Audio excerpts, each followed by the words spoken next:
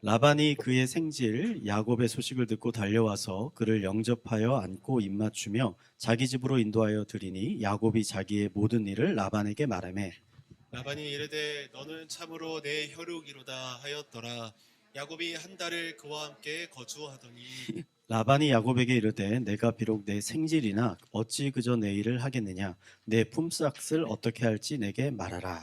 라반이 두 딸이 있으니 언니의 이름은 레아요 아우의 이름은 라헬이라. 레아는 시력이 약하고 라헬은 곱고 아리따우니 야곱이 라헬을 더 사랑함으로 대답하되 내가 외삼촌의 작은 딸 라헬을 위하여 외삼촌에게 7년을 섬기리이다. 라반이 이르되 그를 내게 주는 것이 타인에게 주는 것보다 나으니 나와 함께 있으라. 야곱이 라헬을 위하여 7년 동안 라반을 섬겼으나 그를 사랑하는 까닭에 7년을 며칠같이 여겼더라. 야곱이 라반에게 이르되 내 기한이 찼으니 내 아내를 내게 주소서 내가 그에게 들어가겠나이다. 라반이 그곳 사람을 다 모아 잔치하고 저녁에 그의 딸 레아를 야곱에게로 데려가매 야곱이 그에게로 들어가니라. 라반이 또 그의 여종 실바를 그의 딸 레아에게 시녀로 주었더라. 야곱이 아침에 보니 레아라 라반에게 이르되 외삼촌이 어찌하여 내게 이같이 행하셨나이까 내가 라헬을 위하여 외삼촌을 섬기지 아니하였나이까 외삼촌이 나를 속이심은 어찌 됨이니이까. 라반이 이르되 언니보다 아우를 먼저 주는 것은 우리 지방에서 하지 아니하는 바이라. 이를 위하여 7일을 채우라. 우리가 그도 내게 주리니 내가 또 그 알을 7년 동안 섬길지니라. 야곱이 그대로 하여 그 7일을 세우매 라반이 딸 라헬도 그에게 아내로 주고 라반이 또 그의 여종 비라를 그의 딸 라헬에게 주어 시녀가 되게 하매 야곱이 또한 라헬에게로 들어갔고 그가 레아보다 라헬을 더 사랑하여 다시 7년 동안 라반을 섬겼더라. 아멘. 중국의 전국시대 때 추나라와 노나라 사이에 전쟁이 벌어졌습니다. 전쟁의 결과는 노나라의 승리였습니다. 전쟁에서 패한 이 추나라의 임금 목공은 화가 나서 맹자에게 물었습니다. 이번 전쟁에서 우리 편 지휘관이 33명이나 죽었는데 병졸이나 백성들 중에서 그것을 보고도 누구 하나 지휘관을 구하려 하거나 지휘관을 대신해서 죽으려는 자가 한 사람도 없었다. 이 괘씸한 자들을 다 죽이려고 하니까 숫자가 많아서 다 죽일 수도 없고 그렇다고 그냥 내버려 두자니 앞으로도 비슷한 일이 있을 때 지휘관을 나 몰라라 할 것 같은데 어떻게 했으면 좋겠습니까? 라고 맹자한테 물었습니다. 그러자 맹자가 대답했습니다. 몇 해 전에 나라에 큰 흉년이 들었을 때 수많은 아이들과 노인들이 먹을 것이 없어서 굶어 죽고 젊은이들은 먹을 것을 찾아서 사방을 헤매고 다녔습니다. 근데 왕국의 창고에는 먹을 것이 가득했는데 지휘관들 중에 누구 하나 이것을 꺼내서 백성들에게 나누어 주자고 간청하는 사람이 단 한 사람도 없었습니다. 옛말에 출이반이라고 했습니다. 나에게서 나온 것이 다시 나에게로 돌아온다는 의미입니다. 백성들이 지난날 지금 지휘관들에게 당한 것을 그대로 보답한 것이니 어찌 백성들을 나무랄 수가 있겠습니까? 임금께서는 그들을 탓하지 마십시오. 오히려 지금부터라도 임금께서 어진 정치를 행하시면 앞으로 백성들과 친하게 지내시면 언젠가 그 백성들이 왕과 지휘관들을 위해서 목숨을 걸 날이 오게 될 것입니다. 라고 이야기했다는 것입니다. 여러분 인생은요 뿌린 대로 거두게 됩니다. 세상에서는 이러한 이치를 인과응보, 사필귀정이라는 말로 표현하기도 합니다. 우리는 성경에서도 동일한 메시지를 발견할 수가 있습니다. 갈라디아서 6장 7절에 스스로 속이지 말라. 하나님은 업신여김을 받지 아니하시나니 사람이 무엇으로 심든지 그대로 거두리라. 아멘이십니까? 우리는 이 말씀을 통해서 우리가 인생에서 뿌린 대로 거두게 되는 것이 하나님께서 만든 인생의 법칙이라는 것을 알 수 있습니다. 오늘 창세기에 기록된 이 야곱의 이야기는 이러한 하나님의 법칙을 아주 잘 보여주고 있는 사건입니다. 오늘 말씀을 통해 하나님께서 기뻐하시고 또 선하신 그 씨앗들을 뿌려서 풍성한 축복의 열매를 맺는 성도님들이 되시기를 간절히 축원드리겠습니다. 우리 옆에 분에게 이렇게 한번 권면합시다. 좋은 씨앗을 뿌립시다 라고. 네. 어, 야곱은 자신의 욕심 때문에 가족들까지도 속이는 몹시 교활한 성격의 사람이었습니다. 하지만 사랑에 있어서는 성경에 등장하는 어떠한 인물보다도 진심이었던 사람입니다. 왜냐하면 사랑하는 아내를 얻기 위해서 그 누구보다도 많은 헌신과 노력을 기울였던 사람이 이 야곱이기 때문입니다. 오늘 말씀을 보면 야곱은 집을 떠나서 하란에 있는 그의 외삼촌 라반의 집에 거주하고 있었습니다. 라반에게는 2명의 딸이 있었는데 첫째 딸은 레아였고 둘째 딸은 라헬이었습니다. 오늘 17절을 보니까 레아는 시력이 약하고 라헬은 곱고 아름다웠다라고 기록하고 있습니다. 여기서 시력이 약하다라는 것은 단순히 눈이 나쁘다 이런 의미가 아니라 아름답지 않다라는 의미를 우회적으로 표현을 하는 겁니다. 즉 레아는 평범했고 라헬은 아름다웠다는 겁니다. 야곱은 이 아름다운 라헬 둘째 딸을 사랑했습니다. 그래서 라반에게 가서 앞으로 7년 동안 삼촌 밑에서 일을 할 테니 이 라헬을 자신의 아내로 달라고 요청을 합니다. 고대 중동에서는 남자가 결혼을 하기 위해서는 여자의 집에 고에게 지참금을 주어야 했습니다. 그러니까 당시에 집에서 도망치듯이 나온 야곱의 수중에는 가진 돈이 하나도 없었습니다. 그래가지고 이 노동으로 몸으로 지참금을 대신하려고 했던 겁니다. 라반은 야곱의 요청을 받아들였고 야곱은 삼촌 밑에서 7년간 힘들게 일을 했습니다. 그러니까 일이 고됐는데 야곱은 이것을 전혀 힘들어하지 않았습니다. 야곱의 일하는 태도를 오늘 20절에 이렇게 기록하고 있습니다. 야곱이 라헬을 위하여 7년 동안 라반을 섬겼으나 그를 사랑하는 까닭에 7년을 며칠같이 여겼더라. 야곱이 라헬을 너무나 사랑했기 때문에 라헬과 결혼하기 위해서 일하는 7년이라는 시간이 전혀 길지 않게 생각되었다는 거죠. 여러분 너무 로맨틱한 구절 아닙니까? 저는 성경 전체에서 제일로 로맨틱하다 이 구절이. 저도 아내와 7년 반을 이제 연애를 하고 결혼을 했는데 제가 이 말씀이 너무 인상 깊어가지고 아내한테 프로포즈를 이제 할 때 이 말씀에 관련된 찬양을 제가 이렇게 불러주면서 제가 노동한 건 아니었지만 그래서 제가 프로포즈를 한 기억이 있습니다. 여기까지만 읽어보면 여러분 너무나 아름다운 사랑 이야기잖아요. 근데 이야기의 후반부에는 이제 놀라운 반전이 숨어 있다는 거죠.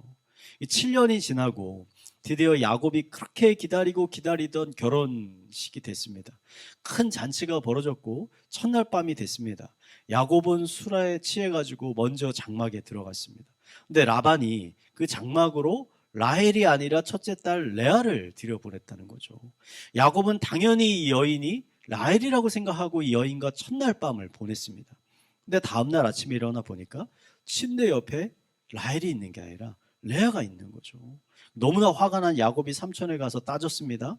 그러자 라반은 아주 뻔뻔하게 대답을 합니다. 한번 읽어볼까요? 29장 26절 27절인데 우리 한번 읽어보도록 하겠습니다. 시작.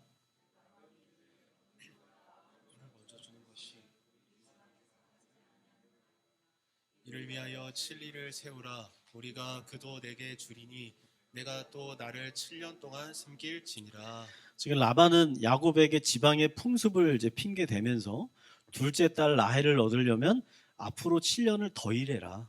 그러니까 총 14년을 일하게 되는 거죠. 이렇게 요구하는 거예요. 너무나 억울한 일이지만 라헬을 너무나 사랑했던 야곱은 어쩔 수 없이 삼촌 밑에서 7년을 더 일하겠다고 약속할 수밖에 없었습니다. 야곱은 삼촌에게 지금 사기 결혼을 당한 거죠. 이 장면을 보면서 야곱은 단지 사랑하는 아내를 얻기 위해서 밤낮으로 열심히 일했을 뿐인데 왜 이런 어려움을 당하게 됐나. 너무나 안타깝고 불쌍하다라는 마음이 들기도 합니다. 하지만 동시에 뿌린 대로 거둔다라는 속담이 떠오르기도 하는 것이죠. 왜냐하면 이 사건이 여러분 우연히 일어나게 된 것이 아니라 이전에 야곱이 행했던 악한 일을 그가 그대로 되돌려받기 때문입니다. 야곱이 삼촌집에서 도망 나오게 된 것은 그가 장자의 축복을 빼앗기 위해서 아버지 이삭을 속였기 때문이죠. 팥죽 한 그릇으로 형 에서의 장자권을 뺏으려고 했던 야곱은 이 장자에게 전해주는 축복을 가로채기 위해서 호시탐탐 기회를 노리고 있는 겁니다. 그러던 어느 날 나이가 들어서 더 이상 눈이 보이지 않게 된 이삭이 자신의 생명이 얼마 남지 않았다고 생각한 거죠. 그래서 자신이 아브라함에게 전해받은 그 하나님의 축복을 장자였던 에서에게 전해주려고 했습니다. 그래서 에서를 불러서 가서 사냥을 해서 내가 좋아하는 별미를 만들어 오면 내가 그것을 먹은 후에 마음껏 너에게 축복을 해주겠다, 이렇게 이야기했습니다. 에서는 신이 나가지고 사냥을 하러 들판으로 달려나갔습니다. 근데 장막에서 몰래 이 두 사람의 대화를 듣고 있던 리브가가 사랑하는 둘째 아들 야곱을 불러서 이 장자의 축복을 가로챌 치밀한 계획을 함께 세우는 것 아닙니까? 리브가는 우선 집에서 키우던 염소를 잡아다가 남편이 좋아하는 요리를 하고 야곱에게는 에서의 옷을 입히고, 그리고 야곱의 팔에는 염소 새끼의 가죽을 입혀가지고 손에 털이 많아 보이게 했습니다. 음식이 준비되자 야곱은 리브가가 준비한 요리를 들고서 이삭의 장막으로 들어갑니다. 야곱이 이삭의 장막에 들어가서 아버지 아버지 하고 부르니까 이삭이 되묻습니다. 나를 아버지라고 부르는 너는 누구냐? 라고 물으니까 야곱이 에서라고 대답을 하죠. 그러니까 이삭은 어떻게 빨리 이렇게 사냥을 해서 음식을 만들어 왔는지 의심을 하기 시작합니다. 그러자 야곱이 하나님께서 복을 주셔가지고 빨리 잡을 수 있었다라고 새빨간 거짓말을 하는 겁니다. 양심이 없죠. 이삭이 이상하게 생각했습니다. 왜냐하면 아무리 생각해도 이 목소리가 야곱의 목소리예요.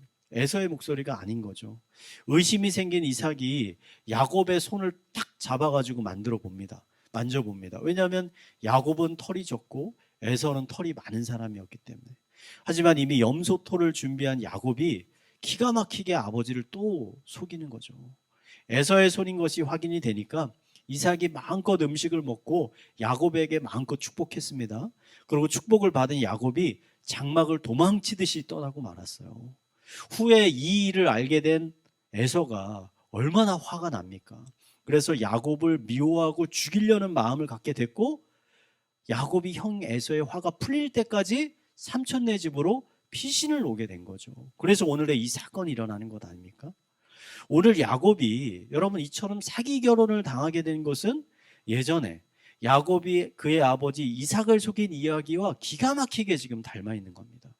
야곱이 아버지 이삭이 눈이 어두웠잖아요. 앞을 볼 수가 없었잖아요. 이 약점을 이용해 가지고 아버지를 속였습니다. 그런데 오늘 어떻게 됩니까? 그 자신도 술을 먹어서 취하고 밤이라서 앞을 잘 볼 수 없다라는 점 때문에 지금 삼촌 라반에게 사기 결혼을 똑같이 당하게 되는 거 아닙니까? 옛 속담에 뿌린 대로 거두게 된다. 이 일을 지금 똑같게 당하게 된 거죠. 여러분, 이것이 야곱의 이야기가 우리에게 전달해주고 있는 삶의 중요한 원리 중에 한 가지입니다. 여러분, 선을 행하게 되면 선을 받고 악을 행하게 되면 악을 받게 됩니다. 그런데 많은 기독교인들이 이렇게 생각해요. 나는 이미 구원을 얻었기 때문에, 모든 죄를 용서받았기 때문에 앞으로 어떠한 잘못을 해도 나의 삶은 축복받은 삶이고 형통한 삶일 거라고 생각을 합니다. 그러니까 여러분, 이것은 말씀을 잘못 이해하고 있는 겁니다. 여러분, 성경의 인물 중에 하나님께 가장 많은 사랑을 받은 사람이 누구라고 생각을 하십니까? 여러 사람들이 있겠죠. 근데 저는 이 질문에 가장 먼저 떠오르는 사람이 다윗이었어요. 다윗은 하나님께 어떤 평가를 받습니까? 하나님의 마음에 합한 자라. 하나님 직접 말씀하시는 거예요. 그 정도로 놀라운 평가를 들은 사람이 다윗이잖아요. 하나님이 다윗을 너무 사랑하셔서 그냥 보잘것없던 목동이었던 그를 이스라엘의 왕으로 삼으셨고, 거기서 끝나는 게 아니라 다윗을 너무 사랑하셔서 그 후손들 모두를 왕으로 삼으시겠다고까지 약속을 해주셨잖아요. 사랑을 너무 하시니까. 그런데 이 다윗이 어떻게 됩니까? 나중에 늙은 나이에 아들 압살롬이 반란을 일으켜가지고 왕궁에서 도망칠 수밖에 없고 쫓겨날 수밖에 없고 헤맬 수밖에 없잖아요. 왜 이런 일이 일어났습니까? 이 다윗이 탐욕으로 충성스러웠던 부하였던 우리야를 청부살인하고 그의 아내 밧세바를 빼앗는 악을 행했기 때문에 이런 일이 일어나지 않습니까? 여러분, 다윗이 천국에 갔을까요? 아니면 지옥에 갔을까요? 분명히 저는 천국에 갔을 거라고 믿습니다. 왜냐하면 다윗은 자신의 죄악을 깨닫고 하나님께 진심으로 회개했습니다. 그리고 하나님께서 그 다윗의 죄를 용서해 주셨어요. 분명히. 그런데 다윗이 지은 죄악으로 인해 앞으로 여러 가지 어려움들이 그 가정에 일어날 것이라고 하나님께서 말씀하셨어요. 그리고 실제로 이 사건 이후에 다윗의 가정에 온갖 불미스러운 사건들이 일어나게 됩니다. 여러분, 인생은요, 뿌린 대로 거두게 됩니다. 기독교인이라고 해서 여러분 이 법칙에서 예외가 되는 게 아닙니다. 여러분, 밤에요, 우리가 치킨, 족발과 같은 야식을 자주 먹으면 어떻게 될까요? 살이 찌겠죠. 살이 많이 찝니다. 살이 많이 찌면 여러 가지 질병에 걸릴 위험이 올라가겠죠. 건강이 나빠지게 됩니다. 뭡니까? 뿌린 대로 거두게 되는 거죠. 근데 기독교인은 어떨까요? 기독교인은 하나님이 계시기 때문에 우리가 밤에 야식을 마음껏 먹어도 살이 안 찌나요? 여러분을 보시면 알겠죠? 여러분의 지금의 상태를 보시면 아니구나. 내가 믿음이 있어도 야식을 먹으면 살이 찌는구나. 여러분, 누구도 하나님이 만드신 이 법칙에서 예외가 될 수가 없다는 거예요. 그러므로 우리 기독교인은요, 무엇이 우리의 삶에 복을 가져오게 되는지, 반대로 무엇이 우리의 삶에 고통과 실패를 가져오는지를 지혜롭게 분별을 해야 됩니다. 그리고 우리 삶을 파괴하는 것들을 경계하고 멀리해야 한다는 거죠. 이것을요, 우리 가정에서부터 여러분 시작해야 됩니다. 기독교인들 중에 집 밖에서는 다른 사람들에게 엄청 친절합니다. 엄청 친절하고 상냥한 사람이에요. 근데 집안에 있는 가족들에게는 그렇게 함부로 대하는 사람들이 여러분 생각보다 많이 있습니다. 교회에 다니는 많은 이 아이들에게 물어보면 부모에 대한 상처가 그렇게 많아요. 그러니까 교회 가서는 너무나 친절한데 집에 와서는 다른 사람이라는 거예요. 여러분, 과연 이러한 가정에 좋은 열매가 맺힐 수가 있을까요? 하나님이 부어주시는 평안과 기쁨이 있을 수 있겠습니까? 아니죠. 사도 바울은 교회에서 장로와 집사와 리더들을 세울 때 여러 가지 조건을 댑니다. 성경적인 지식도 있어야 되겠고 교회에서 봉사와 헌신을 할 줄 아는 사람이어야 해요. 근데 한 가지 점검해 보라고 명령하는 게 있습니다. 그게 뭐냐면 그 사람의 가정이에요. 가정. 이 사람이 정말 밖에서 말고 집에서도 좋은 남편이냐, 집에서도 좋은 부모냐를 확인해 보라는 거예요. 여러분, 인생에서 풍성한 기쁨과 평안의 열매를 우리가 얻고 싶다면 반드시 우리가 가정에서부터 좋은 씨앗을 뿌려야 합니다. 가정에서부터. 아내분들은 남편을 그리스도와 같이 섬겨야 돼요. 그 권위를 인정하고 그 말에 순종할 수 있어야 됩니다. 남편들은 아내를 어떻게 사랑해야 됩니까? 자기 몸을 사랑하듯이 사랑해야 한다는 거죠. 자녀들은 부모를 공경해야 되고 부모들은 자녀를 노엽게 하지 말고 그들을 사랑으로 양육을 해야 하는 거죠. 그럴 때 여러분의 가정에 하나님이 주시는 풍성한 기쁨과 행복의 열매가 결국 언젠가는 풍성에 열리게 되는 것이죠. 동시에 여러분, 기독교인들이 경계해야 되는 악한 일들이 있습니다. 사도 바울은 이것을 육체의 일이라고 표현하는데요. 갈라디아서 5장 19절 21절의 말씀입니다. 육체의 일은 분명하니 곧 음행과 더러운 것과 호색과 우상숭배와 주술과 원수 맺는 것과 분쟁과 시기와 분냄과 당짓는 것과 분열함과 이단과 투기와 술취함과 방탕함과 또 그와 같은 것들이라. 이런 것이 육체의 일이라는 것입니다.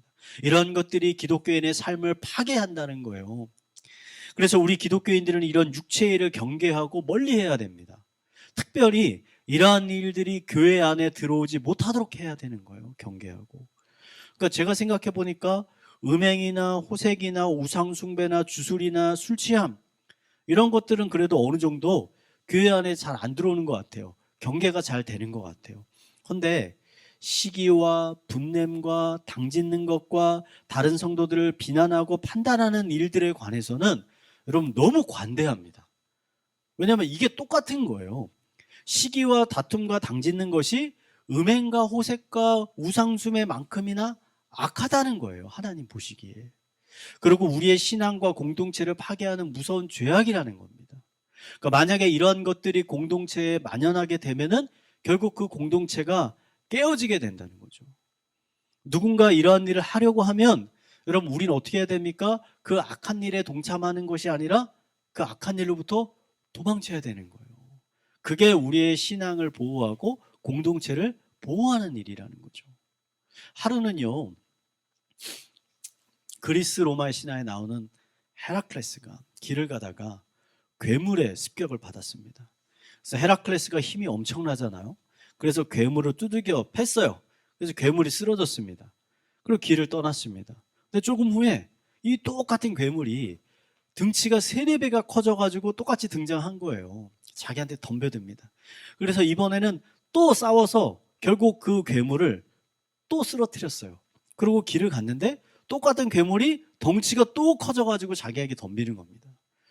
이 악순환이 계속 되풀이되니까 이 헤라클레스가 아테네 여신을 찾아갔습니다.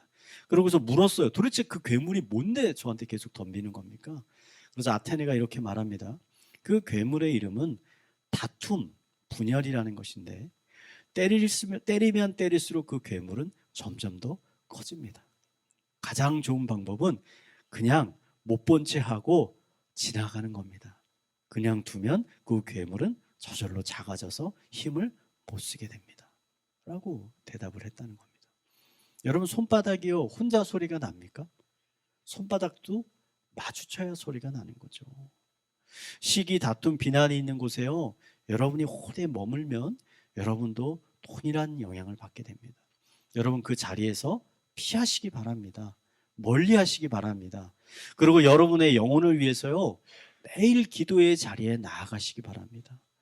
오늘 하루 나의 입술 가운데 나의 행동 가운데 이런 악한 것들이 악한 씨앗들이 뿌려졌는지를 한번 정직하게 살펴보시기 바랍니다. 그리고 동일한 죄악에 빠지지 않도록 하나님께 도우심을 구하시기 바랍니다. 주님 오늘도 시험에 빠지지 않게 하여 주시고 모든 죄악과 유혹 가운데서 저를 보호하여 주시옵소서 라는 기도가 매일매일 이루어져야 되는 거죠. 그럴 때 하나님께서 여러분의 마음을 지켜주실 것입니다. 여러분의 의롭고 선한 길로 인도하여 주실 것입니다. 우리 옆에 분에게 이렇게 고백합시다. 나쁜 씨앗을 뿌리지 맙시다. 네. 마지막으로요. 우리가 오늘 말씀을 조금 더 깊게 묵상해 보면 이 메시지 안에 놀라운 복음이 담겨져 있다는 걸 발견하게 됩니다. 아버지의 집을 떠나서 삼촌에 있는 하란으로 가는 도중에 야곱이 베델이라는 곳에서 잠을 자게 됐습니다. 그곳에서 꿈을 꾸게 되는데 꿈에서 하나님이 나타나셨어요. 그리고 야곱에게 이렇게 말씀하십니다. 28장 15절인데 내가 너와 함께 있어 내가 어디로 가든지 너를 지키며 너를 이끌어 이 땅에 돌아오게 할지라 내가 내게 허락한 것을 다 이루기까지 너를 떠나지 아니하리라 하신지라. 이렇게 말씀하시는 거예요. 즉 하나님께서 야곱과 끝까지 동행하시겠다는 거죠. 그를 보호해 주시겠다는 겁니다. 그에게 은혜를 베푸시겠다는 거죠. 근데 여러분 이거 조금만 생각해 보면 이상한 일 아닙니까? 야곱은요 바로 직전에 어떤 일을 행했습니까? 아버지 이삭을 교활한 방법으로 속이고 형 에서에게 갈 축복을 빼앗았던 사람이에요. 그 탐욕으로 인해서 화목했던 가정이 완전 깨어지게 됐어요. 원수가 됐어요. 모든 식구들이. 그러니까 그가 행한 대로 거둔다면 축복이 아니라 저주가 내려야 되잖아요. 하나님이 동행하시는 게 아니라 하나님이 그를 버리셔야 되는 거잖아요. 근데 하나님께서 끝까지 그와 함께 하시겠다고 말씀하시는 거예요. 여러분, 이것이 바로 복음입니다. 복음. 복음이라는 것은 받을 자격이 없는 사람에게 부어지는 하나님의 은혜인 것이죠. 야곱은 하나님의 은혜를 받을 만한 자격이 없는 사람입니다. 하지만 하나님은 그에게 은혜를 부어주시는 거예요. 여러분 야곱만 이런 거짓되고 비열한 삶을 사는 것 아니지 않습니까? 우리들도 야곱만큼이라 우리의 심령 가운데 부패함이 있지 않습니까? 우리가 인생을 살면서 우리 자신에 대해서 알아가면 알아갈수록 우리 안에 선한 것이 별로 없다라는 것을 깨닫게 됩니다. 저는 제가 굉장히 좋은 사람인 줄 알았어요. 근데 제가 결혼하고 아이들을 낳고 키우다 보니까 제 안에 얼마나 악한 것들이 많은지를 깨닫게 됩니다. 아기가 밤에 막 몇 시간 동안 안 자고 그러면 어떻게 하고 싶습니까? 한 대 쥐어받고 싶어요. 아니 어떻게 그 이쁘고 조그만 애를 쥐어받고 싶은 마음이 생겨요. 그러다 보면 내 안에 이렇게 악한, 지금 내 몸이 편할 때야 선을 행할 수 있죠. 근데 내 몸이 조금 불편하고 내 상황이 힘들어지죠? 인간은 얼마든지 악한 존재가 될 수 있습니다. 사도 바울이 이런 상태를 이렇게 고백하잖아요. 기록된 바 의인은 없나니 하나도 없으며 깨닫는 자도 없고 하나님을 찾는 자도 없고 다 치우쳐 함께 무익하게 되고 선을 행하는 자가 없나니 하나도 없더라. 하나님 보시기에 하나님의 그 불같은 눈으로 우리의 심령을 꿰뚫어 보면 하나님 앞에 선을 행하는 자가 하나도 없다는 겁니다. 만약 우리가 행한 행동들, 우리의 마음속에 드는 그 생각들을 하나하나 정확하게 계산해서 우리가 보응을 받는다면 우리 가운데 하나님의 자녀가 되는 축복을 받을 만한 사람이 아무도 없다는 겁니다. 그런데 지금 우리들은 지금 하나님을 예배하는 자리에 이렇게 앉아 있잖아요. 우리가 어떻게 이 자리에 앉아 있을 수 있습니까? 우리들의 악하고 부패한 심령에도 불구하고 하나님께서 우리에게 은혜를 베풀어 주셨기 때문입니다. 아멘이시죠? 저는 야곱의 삶이요, 우리 기독교인들에게 큰 희망과 소망을 주고 있다고 생각합니다. 야곱은 할아버지 아브라함이나 아버지 이삭에 비해서요 너무나도 부족한 사람입니다. 부족한 정도가 아니라 악하고 교활한 사람입니다. 하지만 하나님은 그런 야곱을요 끝까지 사랑하고 용납하고 보호해 주셨습니다.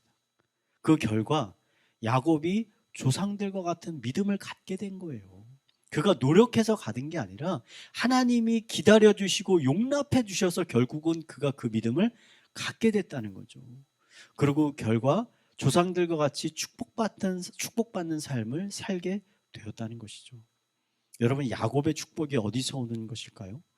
그것은 그의 노력이 아니라, 그의 실력이 아니라 하나님의 은혜로 인해서 온다는 거죠. 여러분, 축복받은 삶은 인간의 노력으로 이루어지는 것이 아닙니다.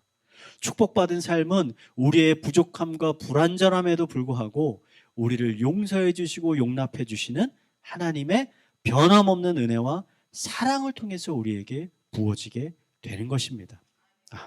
이것이 바로 복음의 풍성함이죠. 여러분, 복음의 풍성함. 단순히 죽음에서 구원을 얻는 것, 심판에서 구원을 얻는 것이 복음의 전부가 아니라, 복음은 마땅히 누릴 만한 자격이 없는 사람에게 끊임없이 부어지는 하나님의 은혜. 이게 바로 복음의 풍성함이라는 거죠. 여러분, 사랑하는 성도 여러분, 인생은요 뿌린 대로 분명히 거두게 됩니다. 그러니 늘 좋은 씨앗을 뿌리기를 힘쓰시기 바랍니다. 여러분, 낙심하지 않고 우리가 계속 뿌리고 뿌리면 언젠가 좋은 열매를 얻게 될 것입니다. 하지만 이것에 우리가요 실패하더라도 여러분 너무 낙심하지 마시기 바랍니다. 우리들의 실패에도 불구하고 넘어짐에도 불구하고 하나님께서 여러분과 함께 하실 것입니다.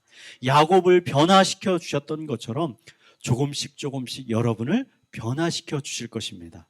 그리고 여러분의 삶에 결과적으로 풍성한 축복의 열매들이 맺히게 하실 것입니다. 이런 하나님의 은혜가요 이 시간 함께 하시는 모든 성도님들의 삶 가운데 풍성하게 부어지게 되기를 마지막으로 축원을 드리겠습니다. 아멘.